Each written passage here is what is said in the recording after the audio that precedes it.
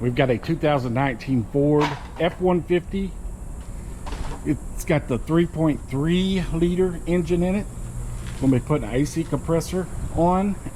This is the new compressor. And we're also going to be putting new belts on it. And it takes the R1, 2, 3, 4 YF refrigerant. These are 8-ounce cans here. To get the amount you need, there's a tag here on the hood that'll tell you the amount you need. So let's get started on this. First, you're going to have to remove your Freon, have it removed. And then once that's done, we can start removing the compressor. With the vehicle up in the air, I'm going underneath. And right here, I'm going to take this belt here off, the main belt. It has a tensioner on it. I'm going to pull up on it. I don't know if I can do it one hand and film, but you get the drift. I'm just releasing tension and pulling that belt off. Now the air conditioning belt, it is a stretchy belt, so it doesn't have an tensioner on it. So I'm just going to take a razor blade up here on it, if I can get positioned right, where you can see it. And I'm just going to try to cut it off. I can't tell if I'm seeing anything through that camera or not, but trust me, I'm cutting it off. And there it is. Okay, I'm here on the top. I'm on the passenger side. I'm looking down at the compressor right here. There's two lines at both ends of the top of it. I've got my socket and ratchet on that one. I'm just going to break it loose. Right above it is the other one. These are 13 millimeter. Get both of them nuts off. Once both of them mounting nuts are off of them lines, just pull them lines straight up where the end of my screwdriver is at.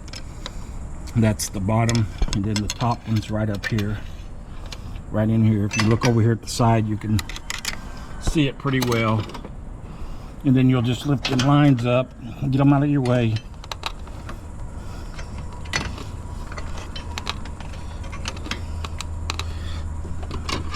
Next, we're going after, there's two mounting bolts here on top and there's one on bottom. The ones on top right here at the end of my screwdriver, 10 millimeter, and then right here at the very back of the compressor, 10 millimeter. Remove them two bolts. Once you've got both them upper bolts spun all the way out, you will not be able to remove them because it's going to hit the frame. So they'll have to stay with the compressor. They'll have to be transferred to the new compressor before the compressor is installed. But once you get them all the way out, in here you're gonna see a electrical cord, electrical wiring. Plugs in at the top of the AC clutch. I've got it unplugged. You just reach under there and you push, release clip right here where I got my thumb on. I'm pushing it now. I don't know if you can see it. And just pull it straight out. Then you're going to have to, there is a retainer right below that upper bolt. A retainer for that wiring harness right there. You're going to have to get that pulled loose. Probably just needle nose pliers and get in here and pull that off. Underneath the vehicle, I'm looking straight up at the AC compressor right here where my finger's at. We have another retainer up here that's clipped to the compressor. We need to get some needle nose on it and get it pulled out. And if this video helped you out any of y'all, please help me out and like and subscribe. Come on. Well, that just don't want to come out. There we go. And then we have one more mounting bolt right here, 10 millimeter. Let's take this bolt here out. That compressor should come right out of this opening, right here. I just got this part right here pulled down. You can remove it if you want, but this one was hanging down. Looks like it's busted right there. So if yours is good and straight, just go ahead and remove it. Of course, if you remove this, then you may have to maybe it'll slide out from this metal part here. But anyway, it's just too easy to pull that down. Okay, I got this compressor ready to come out. Now this is a 2-wheel drive vehicle. If you have a 4-wheel drive vehicle, you'll have to probably bring that compressor right through the front here. You may have to move on both this housing where these heater hoses hook up, or you may be able to just push them up enough to clear through here. So let me see if I can get this compressor out.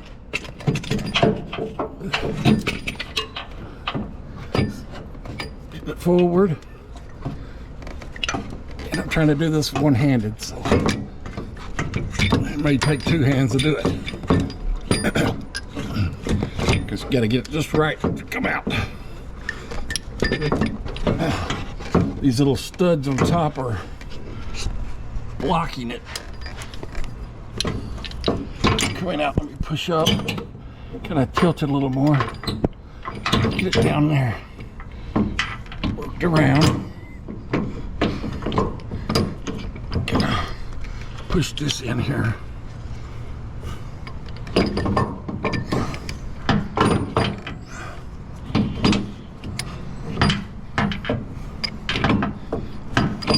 I'm going to take these bolts out until I get the new one back in. I'll slide them back in. That might give me a little more room.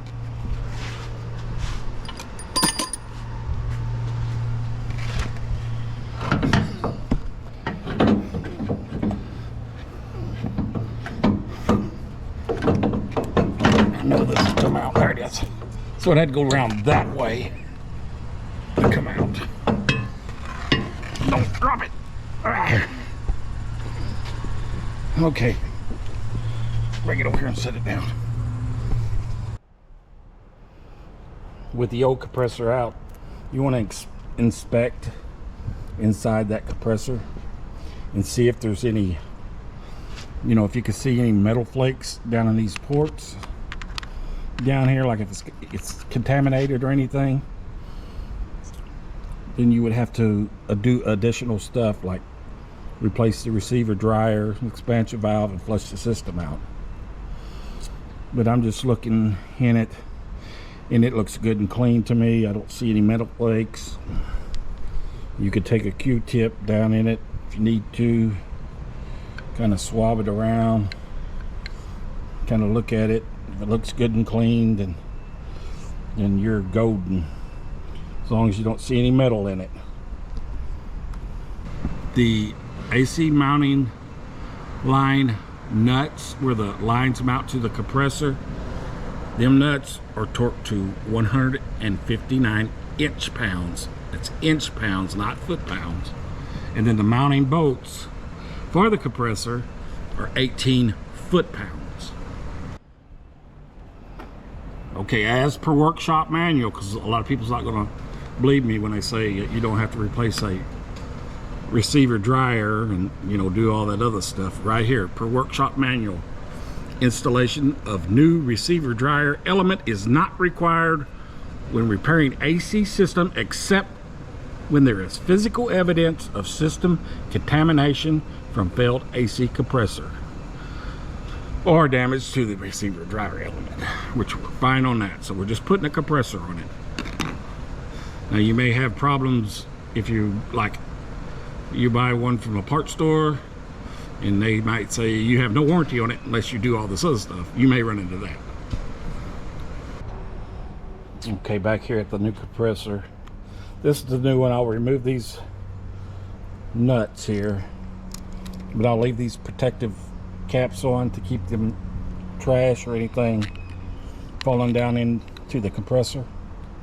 I'll just leave them on, and then when I get it mounted I can pull them off. On the O-ring seals, you got the two that they sent are definitely wrong. You know, they come with the compressor. This is a new type deal that Ford's come out with on this, where the sealing is around the outside of this, like a little washer here. And that's what they sent for it, and I do not trust something like that. And then this one they sent is a lot thinner than the original one that come off. So you'll have to get you a kit here. This is the kit. This is from Murray. That is the part number. It's about 25 bucks. But I've used this kit a few times, Robin, on different Fords. But anyway, get you one of them. I would not trust using this stuff. Nothing worse than getting this all together and you put $200 worth of refrigerant in it, which is about what this costs, and it goes to leaking. That would not be good at all. Now that we've got the compressor on, lines on, it's plugged up, we're going to put this stretchy belt on for the air conditioner. See how I got this belt? I've got it behind the crank pulley. See how I've got it in there? You're going to get it behind it through there, then go over here on your compressor and make sure it's on the correct grooves there, and we'll pull this belt out because it goes on the backside part of the pulley. And then we're going to put a tie strap right through here. We'll come through here, bring it back out. We're going to put a tie strap right there. Okay, let's try this again. Hopefully, I just got one tie strap on there. I hope that holds it.